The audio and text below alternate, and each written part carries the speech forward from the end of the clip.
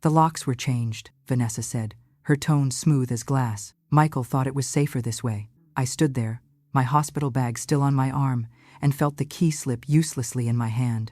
Calm is a choice, I told myself. Tell me where you're listening from, and subscribe to Her Voices, Your Voice Matters. My name is Dorothy Langford.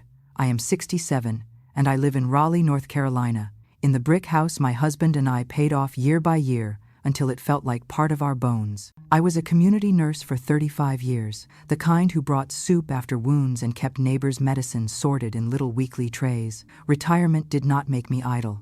It made me useful in quieter ways. I volunteer at the clinic on Tuesdays, I prune roses on Thursdays, and on Sundays, I set an extra place at the table in case my son stops by after church. Michael is 38 now, careful with schedules and careless with feelings, a project manager by title and a boy with a stubborn chin to me. His wife Vanessa sells houses with bright smiles and sharper eyes. She knows how to move people through rooms until they forget what they came to find. We are polite with each other, like strangers who share a fence. When she took Michael's last name, I welcomed her with flowers and a key. She said thank you, then wiped the key on her skirt as if to dry it. My husband Frank died 5 years ago after a quiet winter illness. He built the shelves in our living room and the swing under the maple. He believed in honest work and gentle hands. When he was gone, I kept the yard mowed and the gutters clean, because dignity, like a roof, leaks if you ignore it. I still talk to him while I cook. I say things like,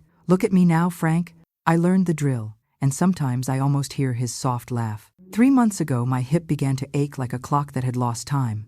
The doctor said replacement. I said I could manage at home, Vanessa said. That is not safe, Dorothy. The rehab center will take better care than we can. She smiled, as if care were a brand. Michael squeezed my hand and said, "We will handle everything at your house, Mom." His voice wavered between son and husband, and I chose to hear the son. I let them take my mail key and house key. I let them handle the alarms.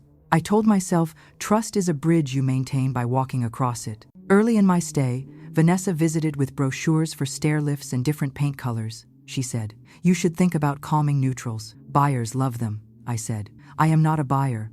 I am the one who lives here." She laughed lightly and said, of course, it is just planning." At the rehab center, I learned patience the slow way. Step to the bar, lift, breathe, place. My body forgot nothing. It simply needed time to remember. I watched other patients watch the clock, and I kept their spirits up with small duties. I folded towels. I wrote birthdays on the whiteboard. I asked the nurse aide if I could label the pill drawers for clarity. Old habits do not retire. They settle into service. In the evenings, I looked at the photo of my house on my phone and pictured walking through the door with my own key, setting the kettle on, hearing the faint clink of Frank's wedding band in the ceramic dish by the sink. Every day I texted Michael one simple line. "How are things at the house?" He replied, with brief thumbs up and a heart. Vanessa sent one message with a cheerful picture of my living room cleared of rugs. She wrote, "Easier for your walker, promise." I thanked her and chose to believe the best. Belief is a muscle that needs use, or it grows thin. Our family has always practiced quiet love, not grand gestures. When Michael was small and Frank worked late at the plant, I learned to carry both hope and rules in the same pocket. I said what I meant, and I meant what I said. When Michael brought home a stray dog, I said, "We will keep him if you are up at 6 for walks." He was up at 5:59. When he failed algebra, I sat beside him each night until fractions turned into steps he could climb. When he fell in love with Vanessa, I told him, "Marriage is not a prize, it is a project." He laughed and said, "I manage projects, Mom." "I know," I said, "but this one has a soul." The day they married, I stood behind them and promised in my heart that I would never make him choose between wife and mother. A mother who asks a son to choose may keep his body and lose his spirit. I decided I would always hold the door and never pull his arm. The surgery came in the gray rain of February. The doctor marked my skin with a pen and said, "You will walk straighter after this." I whispered to Frank in my mind, "Looks like I will be dancing again." The first steps with the therapist were small as sparrow hops and twice as brave. I told myself we count progress, not pain. Vanessa visited with protein shakes and advice. Michael brought a book and sat quietly. I heard him sigh when his phone buzzed. I wanted to tell him he could go, but I also wanted him present, so I asked him to read aloud. He read 2 chapters and looked 12 again. That boy had always loved being given a job. A week before discharge, Vanessa said, "We did a little tidying for your return. Trust us, it will feel fresh and simple." I nodded because I wanted peace more than opinion. That night, I prayed the same small prayer I have kept since widowhood. Lord, keep me useful and keep me kind. Usefulness without kindness becomes control. Kindness without usefulness becomes noise. If you have ever trusted family to care for what matters and hoped they would honor your home, tell me one line from that hope in the comments and subscribe to Her Voices. If these stories help you feel less alone, this community listens. Frank used to say, "A house remembers who loves it." I believed him. The porch boards hum under feet that sweep and mend. The stove holds the taste of stews cooked for neighbors after funerals. The closets still smell like cedar and raincoats. Everything in that house has a story and a purpose, even the locks. I never imagined those would become the part of the story that tested us. I never imagined a key could teach me who I am. Yet here we are, the woman who learned patience by measuring pills and pruning roses, ready to measure something new, ready to prune what hurts and keep what heals. It was April 14th, the first warm day since my discharge. I remember the air was heavy with honeysuckle, and the sidewalks shimmered from rain that had fallen overnight. The rehab driver helped me from the car, my walker steady beneath my hands. I had imagined this moment for weeks, stepping through my own doorway, greeting my garden, smelling the familiar scent of home. I thanked the driver, waved him off, and turned the key in the lock. It didn't fit. I tried again, slower this time, certain my fingers were just stiff from the long ride. The key twisted halfway, then stopped cold. I knocked once, twice, a pause, footsteps. Then Vanessa opened the door only part way, her expression pleasant but tense. "Dorothy, you're back sooner than I thought." I smiled, breathless. "The doctor said I'm ready. I'm glad to be home." She nodded, blocking the doorway slightly. "About that, we had the locks changed. For safety," the contractor insisted. I looked down at my useless key, still pressed in my palm. "Safety from what?" I asked. "Old locks," she said quickly, as if reciting a line rehearsed. "They jammed once while Michael was out. You know how it is." I tried to step forward, but she stayed where she was. "Where's Michael?" I asked. "At work," she said. "He'll call you later." Her voice was calm, polite, final. Behind her, I caught sight of my living room walls bare, my photos gone, my lace curtains replaced by gray ones that looked like something from a hotel. A few boxes sat by the wall, labeled in neat handwriting. "Attic, donate, storage." I gripped my walker tighter. "It looks different," I said. "We started redecorating," she replied. "We want it to feel updated, bright, more market-friendly." That phrase made me pause. "Market-friendly?" I repeated. Vanessa smiled, the kind of smile used to end conversations. "Just thinking ahead, you'll be more comfortable somewhere with support. Michael and I found a beautiful retirement complex in Cary. You'll love it." For a moment, my heart stopped its rhythm. "Vanessa," I said carefully, "I'm not moving anywhere. This is my home." She tilted her head slightly, her tone honeyed. "We just want what's best for you. You've done enough, really. It's time to rest." I could almost hear Frank's voice in my head when someone calls, "Control concern. They're selling something." I took one slow breath, straightened my back, and said, "Thank you for the thought. I'll stay here." Her smile didn't move. "You can't right now. The contractors are still finishing some things, and with your hip, it's risky." I glanced at her polished nails resting on the doorframe. "Then I'll wait inside while they finish." Her eyes flickered. "Dorothy, please, don't make this harder." She spoke like someone soothing a child. I stepped back, realizing the conversation had already been decided without me. "I see," I said quietly. "Tell Michael I'll be at the motel until he calls." I turned away before she could answer. The door clicked shut behind me, locking out 40 years of my life in one sound. At the motel, I unpacked only what I needed: pajamas, toothbrush, the framed photo of Frank I'd brought to rehab. The clerk gave me a key card instead of a key. I smiled at the irony. I sat on the bed, listening to the hum of the air conditioner, and thought of the way Vanessa's voice had sounded rehearsed. Control, disguised as care. I called Michael that evening. He didn't answer. I left a message. "Hi, sweetheart. I'm back from rehab. I tried to come home, but Vanessa said you changed the locks. Call me when you can."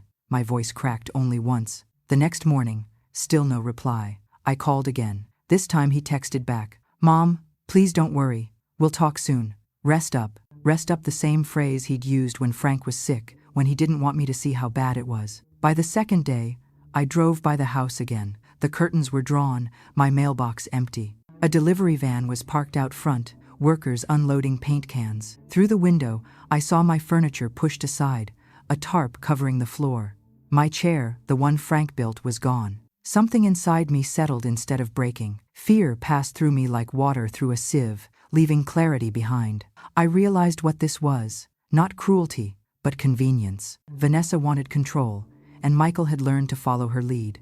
That night I made a list on motel stationery. At the top, I wrote April 14th, the day I learned what love without boundaries becomes. Underneath, a single line: find out what changed. If you've ever stood outside a place that should have been yours, share what you did next in the comments. And subscribe to Her Voices, because sometimes quiet truth speaks louder than anger. The next morning, I woke with the same question repeating like a heartbeat: what changed while I was gone? I made a cup of motel coffee and opened my small notebook, the one where I kept medical notes and grocery lists. I turned to a blank page and wrote, Truth Log. Old habits die slow.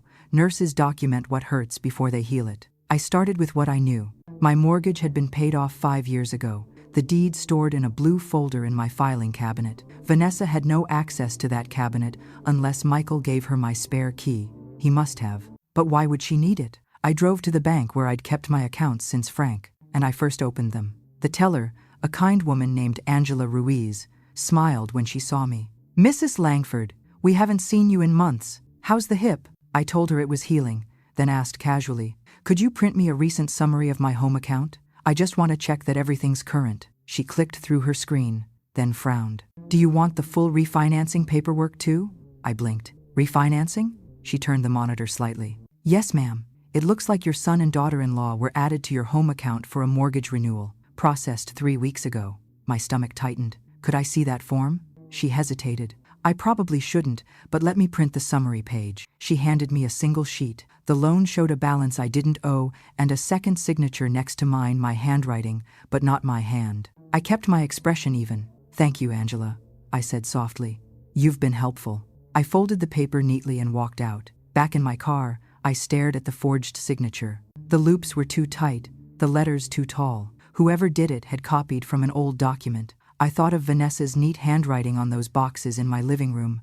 Attic, donate, storage. It wasn't just redecorating, it was preparation. My next stop was the county property office. The clerk there, a young man named Eli Martin, looked startled when I showed him the printout. It says pending co-ownership transfer, he explained. It's not finalized yet, but it's close. He typed a few more keys. It's tied to a refinancing request for $184,000. That's the estimated market value of your address. I gripped the counter to steady myself. Can it be stopped? He nodded. You can file a dispute notice before it's approved, but you'll need legal support. Eli lowered his voice. I probably shouldn't tell you this, but the digital documents list your email as the confirming party. Whoever submitted them used an older address ending in at carolinaweb.net. That account had been inactive for years. I used to keep it on my old desktop computer, the one Michael had offered to help clear out last winter. When I returned to the motel, I laid both documents on the small table, the bank summary and the forged signature page. I photographed them with my phone and printed the copies at the front desk. My instincts as a nurse returned. Preserve evidence before confronting emotion. That evening, I called Michael again. He finally answered. Mom, please, can we not do this tonight? Vanessa's had a long day. I kept my tone calm. I just have a question about the house paperwork. The bank mentioned refinancing. Silence stretched. Mom, it's just a precaution, he said eventually. Vanessa thought it would help protect your equity. I said. Protect it from whom? He sighed. You worry too much. His voice softened. Rest. We'll talk in person soon. Then the line went dead. I stared at the phone, my reflection dim in the dark screen. For the first time, I wasn't sad. I was clear. There's a difference between a child who doesn't know better and a man who chooses not to. The next morning, I called the only person I trusted to think straight, Paul Henderson, an old friend from church who had handled Frank's will years ago. His voice on the line was gravelly and kind. Dorothy, come by this afternoon. Bring everything. Before leaving, I packed the papers, labeled envelopes, and a flash drive of photos. I stopped by a print shop to make extra copies, one set for me, one for whoever would help prove what had happened. My training had taught me that truth without documentation is just noise. Driving toward Paul's office, I passed my house again. The curtains were open this time. I could see Michael moving boxes with Vanessa giving directions. My rose bushes had been trimmed down to stumps. The front porch, where Frank and I once sat after long shifts, looked bare. I slowed down, but didn't stop. Watching from the car, I thought of something Frank used to say whenever someone tried to take advantage of him. Paper beats words. Always keep your papers. That evening, I placed the 2 sheets on Paul's desk. He read them slowly, then looked up. "This is forgery," he said. "And theft in process. You caught it just in time." I asked what to do. He said, "First, you stay calm. Second, you don't go near them until we have your protection filed. Third, we make a plan." Outside, the sky had turned deep blue.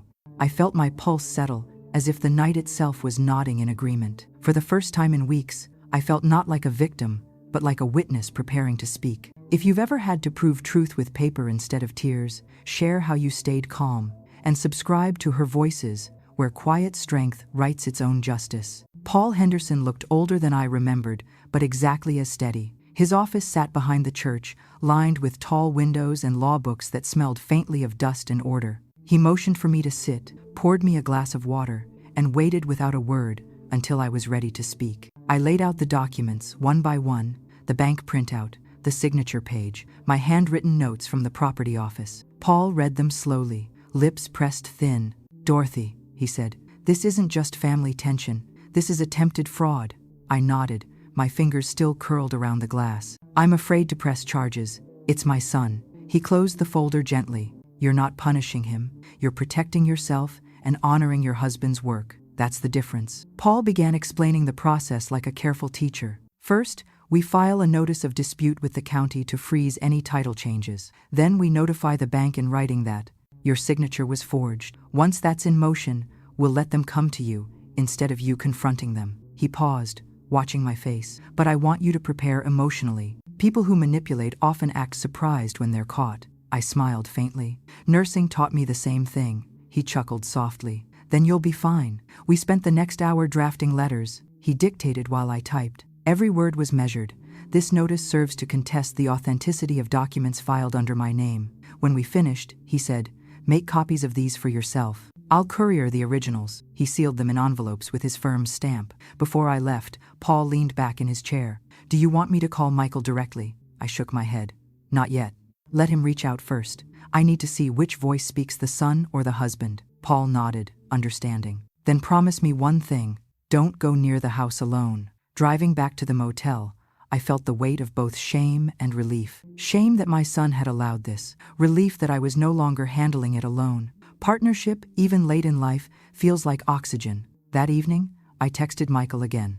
"I'd like to talk in person soon. I have something important to show you." He replied 3 hours later. "We're busy this week. Maybe next weekend." The distance in his tone was a wall. I didn't answer. The next morning, Paul called. "The freeze notice went through," he said. "Nothing can move on that property until it's reviewed. You're protected." I thanked him. "Now," he added, "we let time do its work." In the days that followed, I found myself thinking of Frank more often. He had always said, "There are 2 ways to fight, with words or with proof, and one lasts longer." I decided to make proof my language. I kept my copies in a neat folder labeled Frank's Promise and stored it in the motel safe. I wrote down each step, like a medical chart. Date, action, result. Facts steadied me better than anger ever could. A week later, I met Paul again at the cafe across from the courthouse. He slid a new paper toward me, a notarized statement confirming that my house title was now under investigation for unauthorized changes. "It's official," he said. "You're on record." He sipped his coffee, then added, "Dorothy, I've seen people lose everything because they're too polite to protect themselves. You're not one of them." I smiled. Politeness built this world. Proof keeps it standing. When I walked back to my car, I felt the first real breath of peace since that day at the door. The locks may have changed, but so had I. If you've ever found courage in paperwork or proof instead of shouting, tell me one line of what gave you strength, and subscribe to Her Voices, where calm women still win. The next 12 days became a rhythm of quiet steps and careful documentation.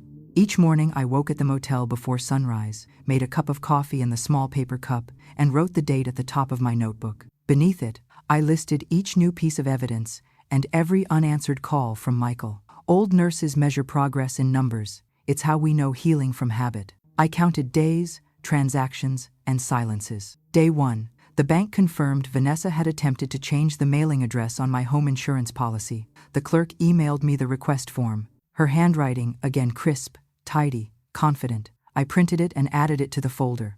Day 3. I called the utility company after receiving a forwarded notice from my old address.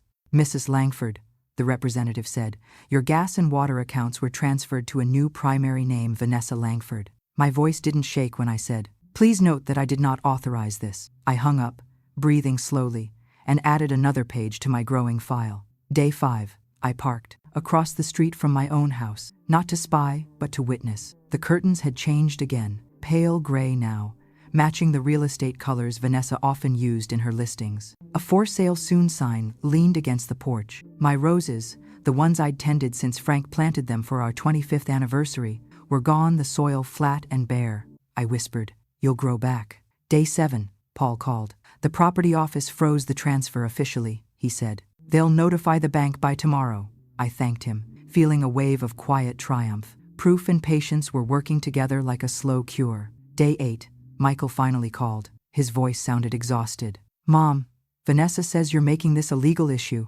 Why would you do that? I replied gently, because she made it a legal issue first. I'm just answering. He sighed. You don't understand how stressed she's been, I said. I understand stress, Michael. I worked 40 years in hospitals, but I never took someone's bed because I was tired. He said nothing. When the line went quiet, I knew he was torn. Day 10. I received a copy of the pending refinancing documents from the county clerk. The number jumped out first, $184,000. That was my house's market value. They hadn't tried to sell it yet, only to borrow against it. My home had become collateral for someone else's ambition.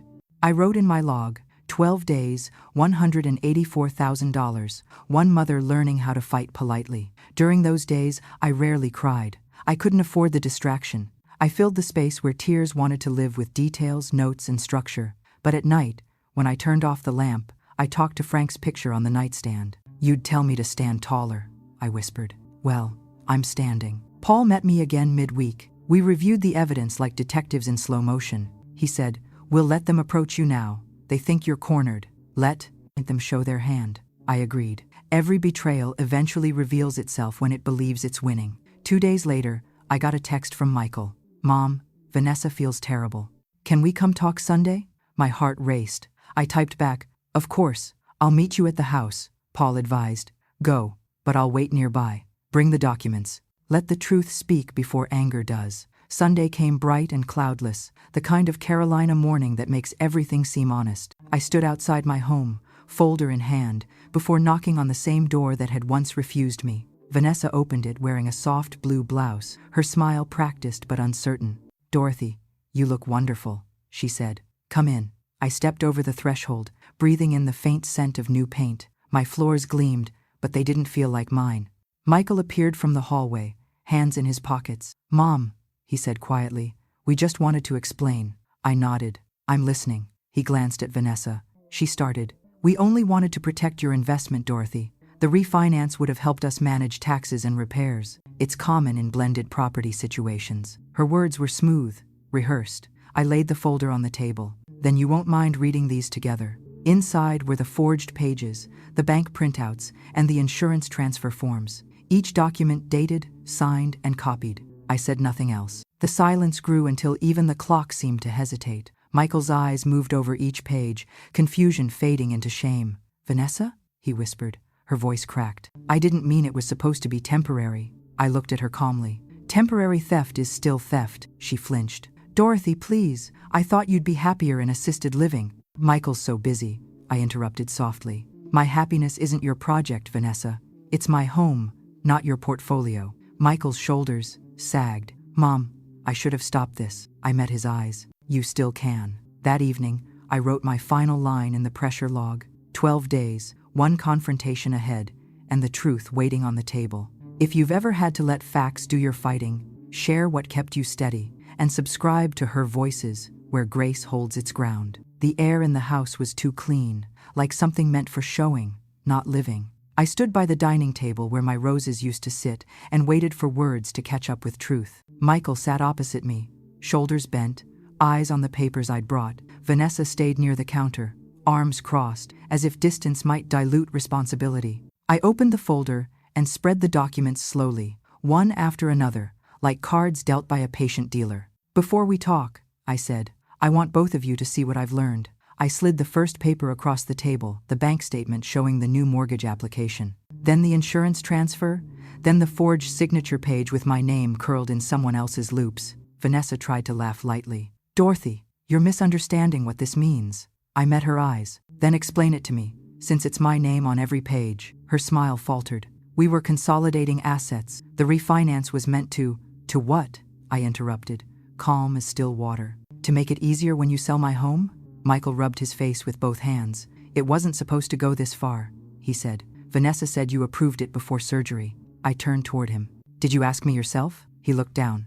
"No." "Then you didn't hear me approve anything." I reached into the folder again and pulled out one final sheet, Paul's legal freeze notice stamped by the county. "As of this week," I said, "nothing on this property can move without my written consent. Not one nail, not one sale, not one penny. That's the law, not emotion." Vanessa's voice rose slightly. "You didn't have to involve lawyers. Family handles things privately." I shook my head. "Family should handle things honestly. When honesty leaves, law steps in." I tapped the paper gently. "This is what honesty looks like in ink." She turned to Michael. "Say something." But he stayed silent. He looked at me with an expression I recognized from his childhood, the face he wore when he'd broken something he couldn't fix. I said quietly, "Michael, I'm not here to humiliate you. I came for understanding.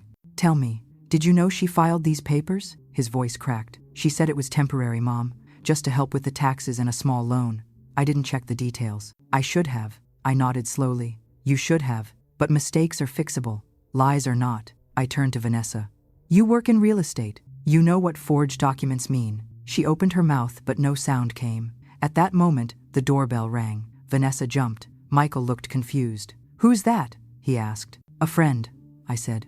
When I opened the door, Paul stood there with his briefcase. His presence was quiet but commanding, like a judge walking into a room without raising his voice. "Mrs. Langford invited me," he said, greeting them politely. "I thought it best that all parties hear the same information." He laid his folder next to mine and took out copies of the same papers. "These documents constitute fraud," he said evenly. "Fortunately, Mrs. Langford acted before the refinancing finalized. At this point, the authorities are aware, and the title is frozen. If both of you cooperate, this won't need to escalate further." Vanessa's face drained of color. "Authorities?" she whispered. Paul nodded. "Yes, I advise transparency, not punishment. But transparency will happen either way." Michael stood, rubbing the back of his neck. "Paul, I'll fix this. Just tell me how." Paul looked at him steadily. "You start by filing a written statement, retracting any consent to the refinance. You do it tomorrow. And Mrs. Langford," he turned to me, "will accompany you to ensure accuracy." Vanessa spoke up, voice trembling now. "I was just trying to help." "I thought if we made improvements," I cut in softly. "Vanessa, help without consent is control. You may have meant to help, but you used deceit as your tool. That's not help. That's theft dressed as kindness." She started to cry, quiet and sudden. For a moment, I almost reached for her hand, but then I remembered Frank's words. Grace isn't the same as permission. I took a deep breath. "I'm not pressing charges," I said, "but I am reclaiming my home and my peace. You'll both remove your names from any document attached to this property. And, Vanessa, you'll leave my house today." She stared at me. "Where will I go?" "Where honesty fits you," I said softly. "That's not my decision anymore." Michael helped her gather her things. He looked back at me once, eyes red. "Mom, I'm sorry." I nodded. "So am I. But sorry isn't a cure. It's a start." When the door closed behind them, the house felt heavier and freer at the same time. Paul placed a hand on my shoulder. "You handled that with dignity, Dorothy. Not many could." I smiled faintly. Dignity is cheaper than anger and lasts longer. That night, I made tea in my own kitchen for the first time in months. The kettle whistled like it used to, a small sound of victory. I sat by the window and whispered to the empty air, "Frank, the locks are changing again, this time for me." If you've ever had to reclaim something quietly but firmly, share how it felt to stand your ground.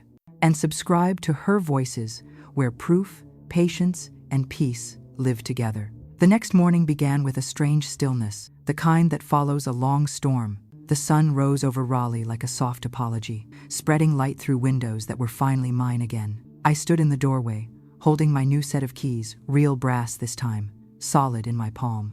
When I turned one in the lock, it slid smoothly. No resistance, no secret waiting on the other side. I whispered, "Good morning, house. We made it." Paul met me that afternoon at the county property office. Together we filed the final paperwork to reinstate sole ownership of the house. The clerk stamped the form and smiled politely. "It's all back in your name, Mrs. Langford. You acted fast." I nodded. "I had help." She handed me a copy of the title, crisp and official. I folded it carefully and placed it inside my purse, my final proof that calm can be stronger than anger. That evening, Michael arrived alone. He looked older than he had 2 weeks earlier. His shoulders drooped, his hands empty. "Vanessa moved out," he said quietly. "She's staying with her sister for now." I motioned for him to come in. "Sit down," I said, setting 2 cups on the table, the same table where all of this had begun. He hesitated. "Mom, I don't know what to say." I looked at him steadily. "Then start with the truth," his voice broke. "I let her convince me you needed looking after. She said you weren't safe alone, that you'd fall or forget things. I thought she was helping." I took a deep breath. "You wanted peace, not conflict. That's how good people get used, Michael. Through their kindness." He rubbed his eyes. "I'll make it right. I'll go to the bank with you, fix the records." I reached across the table, touched his hand. "You already started fixing it by showing up." He looked at me, ashamed. "You should hate me." I shook my head. "I don't have room for hate. It crowds out healing." Over the next week, we visited the bank and utilities together, one institution at a time. We spoke with clerks, signed corrected forms, confirmed that every account was restored in my name. Each task felt like a brick, resetting the foundation of something that should never have cracked. The final figure in my notebook read like a benediction. $184,000 recovered. 12 days of silence ended. One family learning to speak truth again. Paul called to tell me the investigation was closed. "No charges," he said, "since you withdrew the complaint. Vanessa signed her statement yesterday. It's over, Dorothy." I thanked him. "Over," I repeated, "but not forgotten." He laughed softly. "That's wisdom talking." I spent the following days restoring small things, the photographs back on the mantel. Frank's chair returned to its place by the window. The roses were gone, but I planted new ones, pale pink like the kind he used to give me after long shifts. Gardening is a good teacher. Even what's cut down returns if you tend it with patience. A week later, the locks were changed again, this time by my own choosing. The locksmith, a young man with kind eyes, handed me 2 identical keys and said, "Make sure to keep one spare." I smiled. I've learned who to trust. When neighbors stopped by, I told them only the simple truth. There was a misunderstanding. The law corrected it. I didn't gossip or accuse. I let silence carry my dignity. Word spread anyway, but not with scandal, with respect. By early summer, I joined a volunteer group for seniors at risk of financial abuse. I met women with stories that mirrored mine, quiet, polite women who'd handed over power thinking it was love. I told them, paperwork is protection, not paranoia. Keep your documents close and your kindness closer. They laughed, then took notes. I saw pieces of myself in each of them. Michael began visiting again on Sundays. We shared breakfast in the garden, his sleeves rolled up, his laughter slowly returning. One morning, he said, "Mom, I don't deserve your forgiveness." I answered, "You don't need to deserve it. You need to live up to it." He nodded, eyes bright. That night, I wrote in my journal, "Forgiveness isn't forgetting. It's remembering without reopening the wound."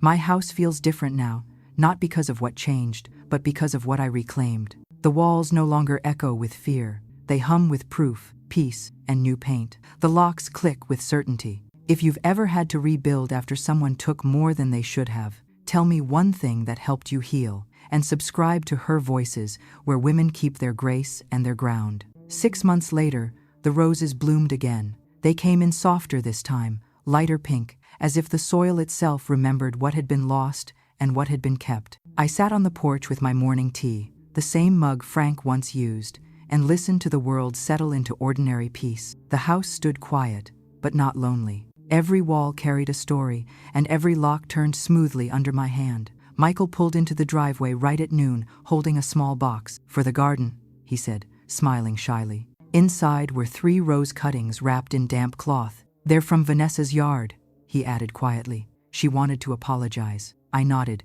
touching the stems. "Then let them grow. We'll see what they become." We ate lunch on the porch, sunlight breaking through the leaves, the way it used to when he was a boy. He told me about his new job, his new calm. I've learned to read contracts twice, he said with a grin. And I finally understand your obsession with filing things, I laughed. Filing keeps the world honest. After he left, I walked through each room slowly. Nothing grand, just familiar. The scent of soap, the ticking clock, Frank's photo watching from the mantel. The house no longer felt like a battlefield.